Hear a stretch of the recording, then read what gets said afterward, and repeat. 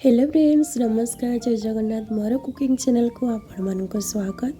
चलतु आज video start करवा।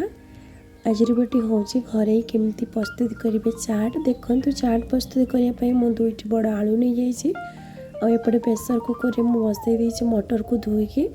देखो स्वाद अनुसार मुझे किसी लुण पकईदेली। तापर सीझापी मुझे तार ढांकुणी लगे देखिए गैस रे मु 5 ରୁ 6 मिनट बसईली। देखु एपटे मटर सीझिक पूरा रेडी हो एपटे मटर भी भल भाव सीझी जाइए। मुझे गोटे बाउन रे मटर को खुली नहीं गली सीझाई आलू आ मटर को। एपटे देखो मटर को माने खुली सारापर तार लोकटा केमी देखा जाऊँगी भल भाव में सीझी जाइए।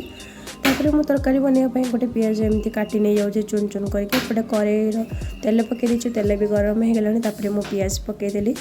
पियाज को एमती टाइप फ्राए कली कहीं पियाज गोल्डन ब्राउन कलर हवा पर्यंत एमती मु फ्राए कर सारे। तापर गोटा टमाटो गोटे काटिक रखी मुझे पकईदेली। तापर अदा रसुण गोटे पेस्ट मुझे बनई गोटे चामच नहीं गली। तापर गोटे चामच हल्दी गुंड, गोटे चामच लंका गुंड पकईकी आउ गोटे चामच गरम मसला पकईकी मुझे भल भाव में कषि नहीं गली। कषि सारापर देखो सीझाई आलू मटर को मुझे आधार पकईदेली। पकई सारापर देखो तार लुकटा केमी आसी। तापर कटा ही धनिया पत्र को पकईकी तापर मुझे खोली नहीं गली। देखो एपटे तरकारी भी रेडी हो गला।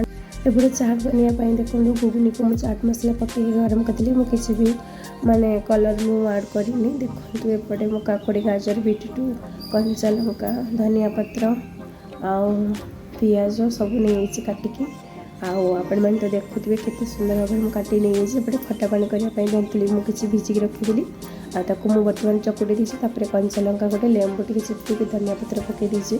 तापर गोटे चाट करने दुईट प्लेट नहीं आसे। तापर देखो मुझे घुगुनी को खोली नौची माने प्लेट को भल भाव में।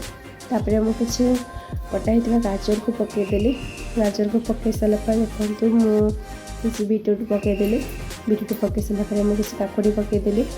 काकुड़ी पकई सारापर किसी कटाई पियाज पकईकी किसी धनिया पत्र पकईदेली। धनिया पत्र कंचा लंका तापर किसी मका चिप्स पकई सारापर तापर किसी मु सेव पकईकी किसी खटा पानी मुझे देदेली।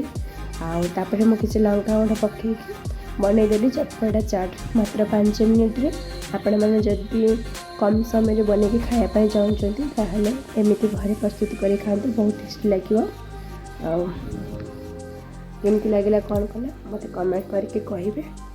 वीडियो भल लगे मो वीडियो को लाइक करेंगे, मो चैनल को सब्सक्राइब करेंगे, पाखे थी बेल आइकन को बजाई देवे कहीं मुझे कौन वीडियो अपलोड करेंगे आपण पाखक पहुँची